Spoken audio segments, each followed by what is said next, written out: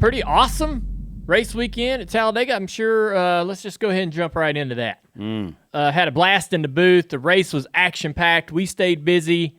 I had some people that were watching the race on TV, and they're like, man, how was Talladega? And I was like, well, we still were in Charlotte. And they were like, couldn't tell. Seemed like you guys were right there on top of the action, and we were. It felt like we were there. Pretty incredible race. A lot of intensity from the drop of the green flag. I know there were probably more wrecks than most of us like to see.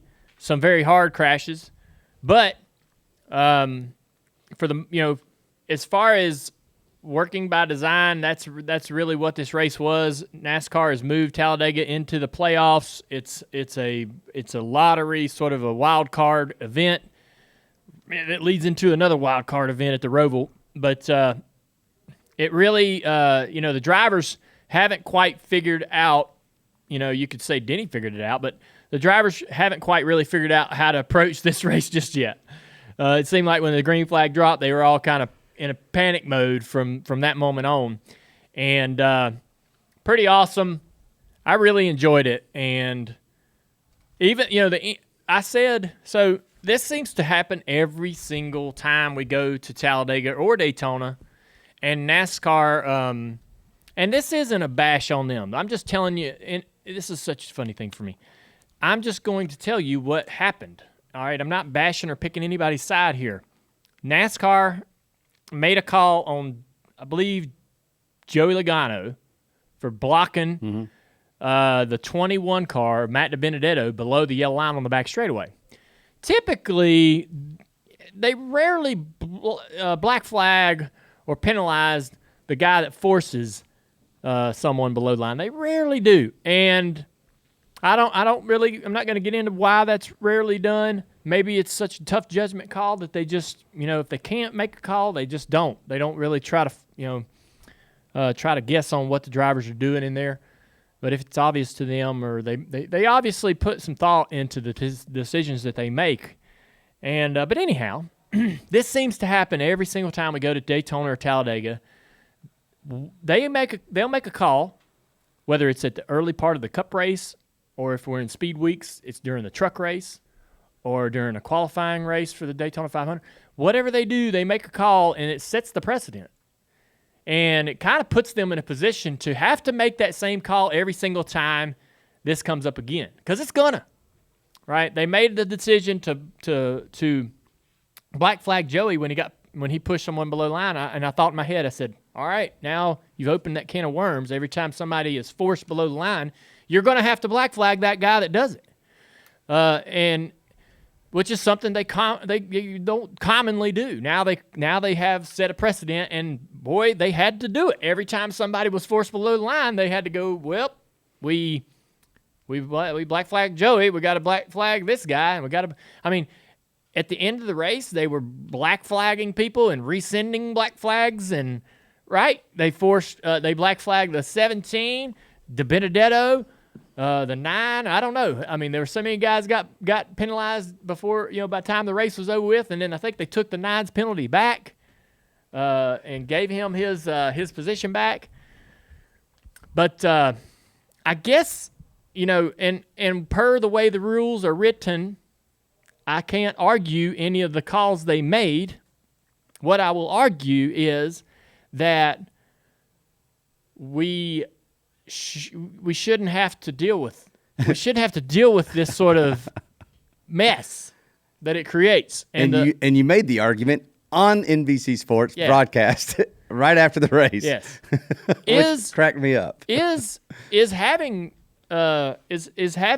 taking away the yellow line rule the best thing for every occasion? Absolutely not. I mean, it was put in play for a reason, but I think the act of having it has caused just as many wrecks, maybe more.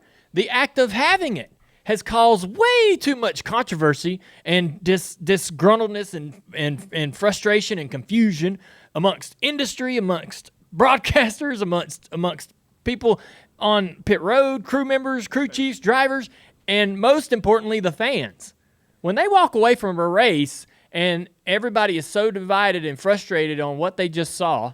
We cannot have that. We can't go back and recreate. We can't have anything that's going to result in that type of reaction from our fans. So if we can't, after decades of trying, seem to come to a real nice place where we can live with this rule, let's get rid of it.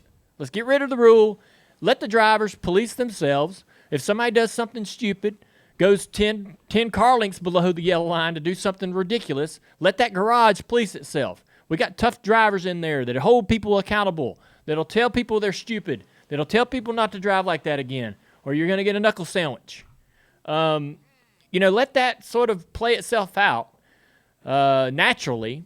That's why I say get rid of the rule, because I hate to walk away from what I thought was such an entertaining afternoon and see so much confusion, frustration, uncertainty, anger out of the fan base over the result. And did this guy deserve to win? Well, no, he did this. Well, did this guy deserve it? Nope, he did that. And, well, I guess Chris Buescher should have won. Well, I mean, everybody was making an argument for basically every car that was on the lead lap for winning that race. And so, I don't think that getting rid of the yellow line rule is a perfect scenario, but it's certainly better than this. Certainly better than having this thing, this sort of nasty, bad taste in your mouth after such a great day pop up at least once a year. I don't know, maybe it doesn't pop up that often, but it's going to happen again.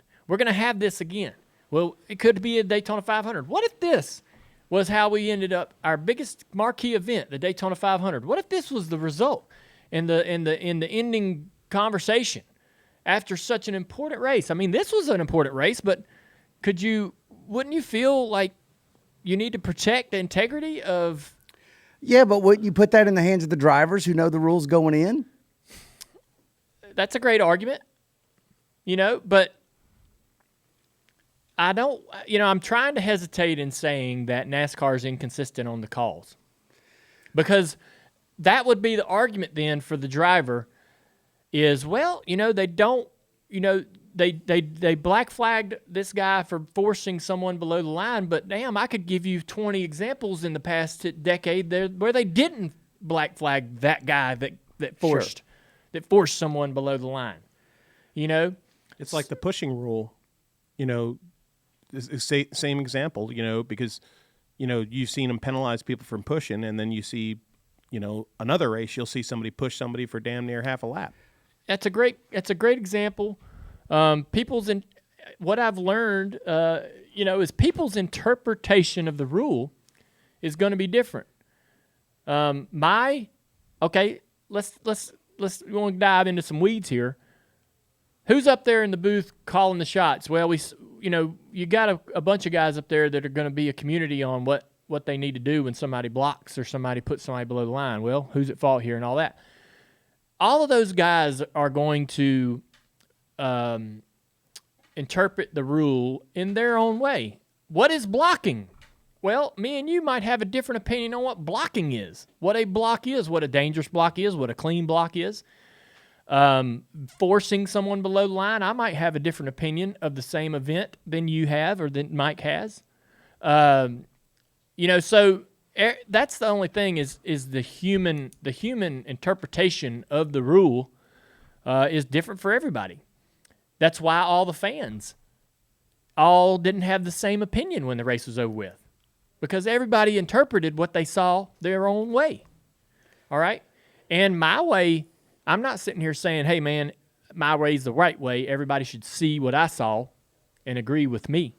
I'm just saying that's impossible, right? That's impossible for me to expect the fans and the industry to go, hey, take the rule away and I'm right and this guy deserves the win and everybody should agree with that. That's not what I'm saying. I'm saying let's try to avoid all this by just not having the rule. If we can't have the rule and have it live in a good space and everybody be good with it, let's get rid of it. Let's get it off the table, and then we can complain about how reckless the guy was that went below the yellow line, but he's not breaking any rules. We don't have to argue about who won the race or who deserves the win. Let me ask you a question. Would you make the same argument? Well, let me ask you this. Let me start with this.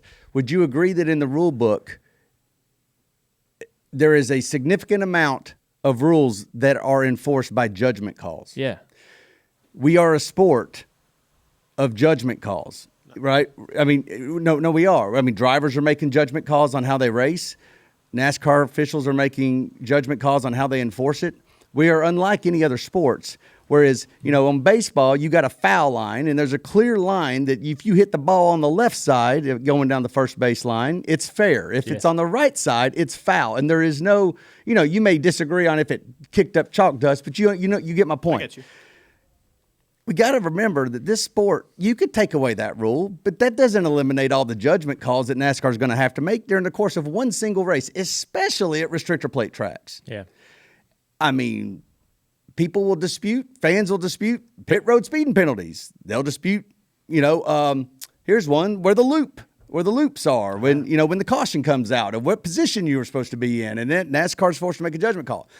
I don't disagree with anything you've said about, I don't think there's any data that suggests that the rule prevents wrecks from happening. Sure. There are plenty of crashes. Oh, yeah. So let's not even argue that.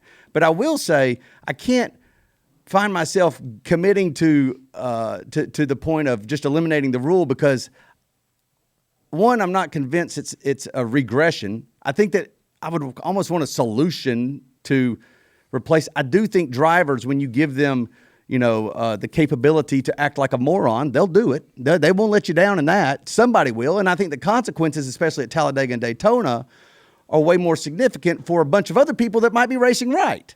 20, 30 other cars can get wrapped up in one idiot's move to go race down there. So I'm not disagreeing with you, but this sport is judgment calls, man. I don't envy the position that you have to be in if you're Steve O'Donnell or whoever else. And I also like your point about if you make that call early in the weekend, you're going to have to make it all weekend. You're setting a precedent. Well, I would rather them enforce the rules consistently, but with the understanding that enforcing the rules means that they're having to apply their judgment on most of them, to be honest with you. And it's no easy task. No easy task. I don't know. I'll say this if you don't mind. I know a lot of people make this analogy of the 79 500, but Dale, if you look at Donnie and Cale going down underneath that line, if that was present day, we'd be going, well, he pushed him down below the line, so but he pushed him down there, so he should get penalized, and that guy should get penalized because he was trying to advance his position. I'd rather the argument be, and I think this aligns with what you said, what an idiot. I can't believe he did that. My God, that guy had so much gusto to get down underneath that guy, and that be the post-race discussion rather than about rules. Yeah, that's the whole point for me too. Okay. I am not here to make a better rule. I'm not here to tell you that I've got a better idea. It's my opinion that what we have doesn't work. We can't govern it consistently and where it ends with a result that everyone is pleased with, or the majority is pleased with. It creates a lot of frustration across the board for anybody that witnesses it. So let's remove it. And it's kind of like you said, that's a great example. We don't watch that 79 Daytona 500 last lap. You could sit down and watch that, and we watch it and we show the clips for forever. We've shown it. We don't ever bring into that conversation the yellow line. Right. Or, man, he went below the line. You watch it, you admire it, you enjoy it as a moment that was amazing. We celebrate it. We use it to market, to sell, to promote our sport. And we would have that same exact example of something to celebrate Sunday without that rule. Without that yellow line rule, we'd all be watching that replay going, that was some wild shit. That's a good point. Matthew, that was a great point, to be honest with you, because it definitely dilutes the excitement if you have to apply rule books and everything else. Yeah. Which has been my argument, to be honest with you. If I'm being consistent, it's what I hate about the talk about rules package, because it does not apply to anything that entertains me on a Sunday afternoon watching a race. Instead of us all sitting here debating on who was right, who was illegal, and who wasn't, we'd be sitting here going, three of them sumbitches was on the apron in turn 4. Can you believe they made it back? They made it back. It was incredible driving to make it back, and they went across the line basically 3 wide. Instead of celebrating an incredible moment or wild moment, some risky, crazy stuff, we're all frustrated and debating who was legal and who wasn't.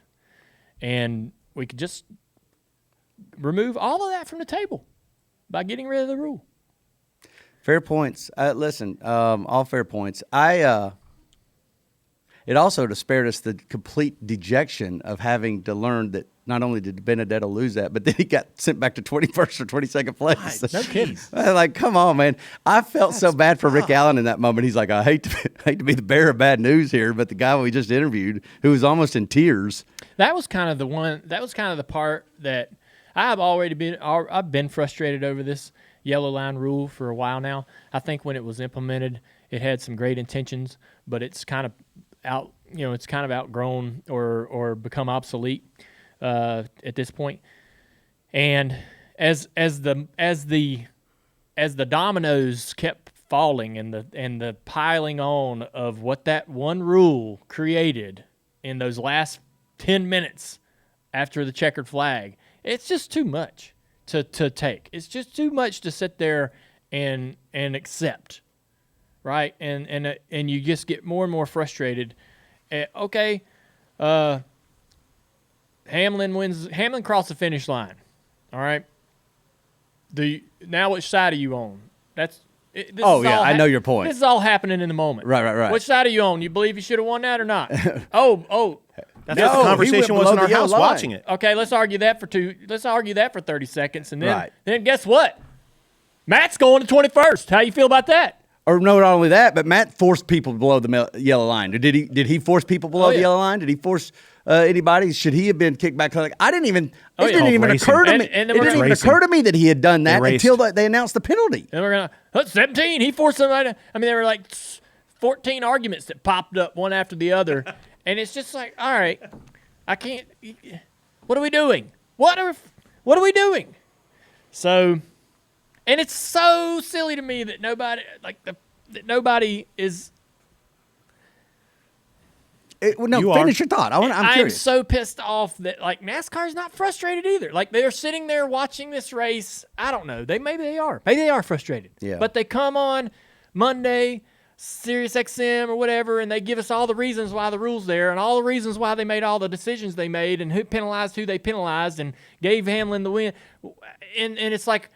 They want everybody to go, hey, man, here it is. Here's the rules. Here's the decisions. Everybody get on board. Why are you on board with this?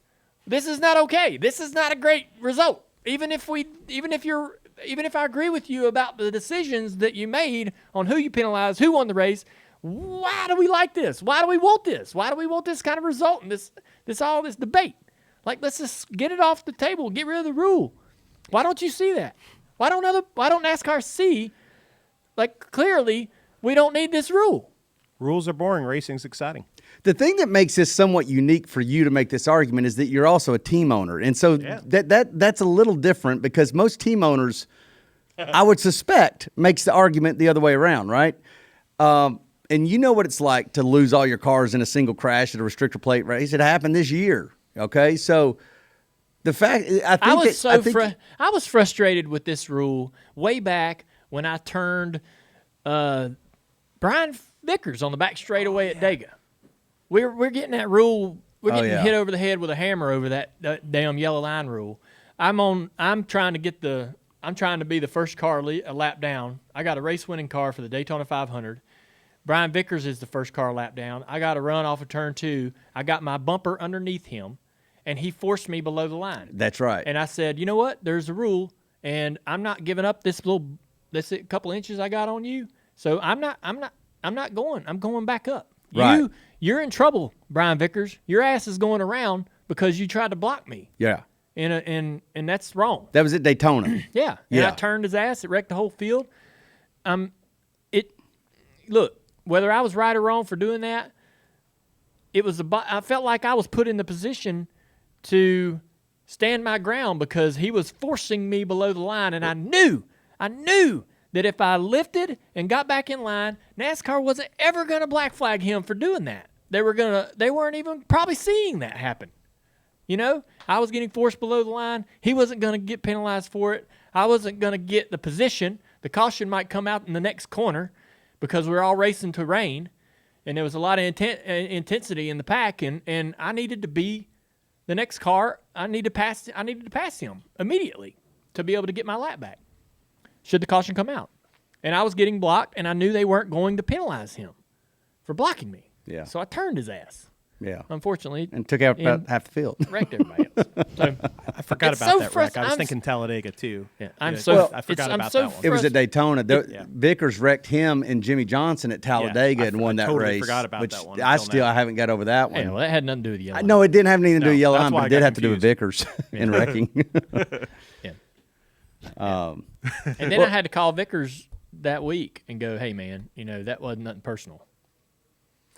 Oh, wow. Yeah. But you didn't call to apologize, did you? I called to tell him that it was I totally did not expect him to destroy the field that way. I got you. That if at best case scenario he would have spun harmlessly to the inside, but I have been annoyed with this rule. I mean, we went below the yellow line into turn 3 underneath Matt Kenseth. Him and Matt Kenseth, Jimmy Johnson side by side down the back straightaway at Talladega, coming to a few laps to go.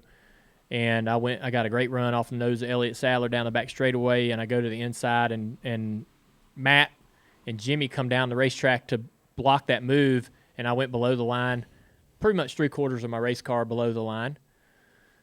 And there was this, hey, is that legal? Is it not legal? And people still debate that today. People still debate that move today. How fun is that? Like to have one of your race wins still debated because of a stupid damn rule.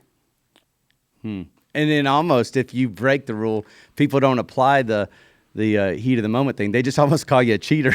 You know what I'm saying? Yeah. Like they question whether anytime you get questioned the legitimacy of your victory or your result, there's a presumption that means you did something to take advantage of the rule. Yeah, and that's not the case either. Yeah, you're making split of the moment decisions. I'm just trying here. not to crash. Right. And I had such a damn good run. Vickers. I got other problems with Vickers, but maybe we'll save that for another day. Get him in here. No. Easy. We don't discuss our future guests on open mics. Yeah, whatever. It puts everybody in a bad situation. Let's move on, man. That was a good open segment. I don't feel any better. I ain't gonna lie. I was gonna say I felt better. Hey, I do not feel better. Y'all may have changed my mind on it though. I was struggling to come all in on the in the get rid of the line pool, but now I agree. Like that's all I'm trying to say is do you want to go to Talladega or Daytona next year and after the race have a big old debate or do you want to not over have rules? Or well, do you want to celebrate some badass? I want to get us to a point, and I'll be consistent about this, about if I don't want to talk about rules packages as the story, as the main headline of a race, then it needs to also be about rules. Everybody watch the last green, white, checkered of that race and forget about that yellow line rule. Take it all the way out of your mind. Imagine it's not even there and watch the last 2 laps. Yeah. And go, and then can you even do that, No. right? Can you? But see how much you maybe enjoy what you're watching as opposed to watching it and anticipating someone forcing someone below the yellow line, somebody going down there, whether they were legal, whether they weren't, and then all the things that happen beyond the finish of the race. So you just watched that video, and I'm sure you enjoyed it. Well, you need to listen to the whole podcast. The Dale Jr. Download is available on all podcast platforms.